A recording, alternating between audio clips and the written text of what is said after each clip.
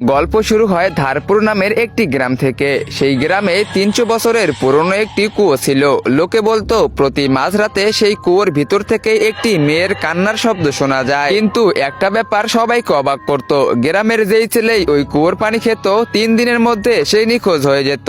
না পাওয়া যেত তার লাশ, না শোনা যেত কোনো চিৎকার। কিন্তু এই গ্রামেই শহর থেকে মাসুদ নামের এক ছেলে এসেছিল। সে ছুটিতে তার দাদিমার সঙ্গে দেখা করতে এসেছিল।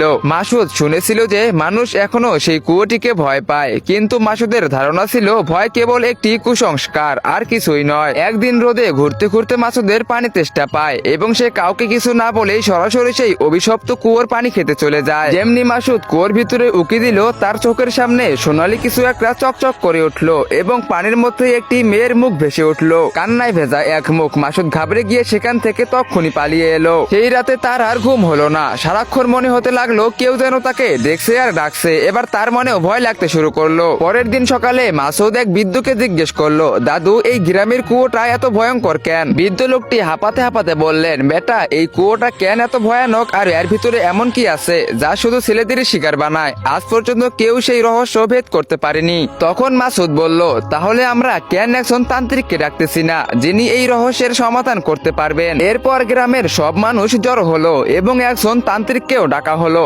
তান্ত্রিক চোখ বন্ধ করলেন এবং কাঁপতে কাঁপতে বলতে লাগলেন, আরে বাবা, এটা তো অত্যন্ত ভয়ঙ্কর।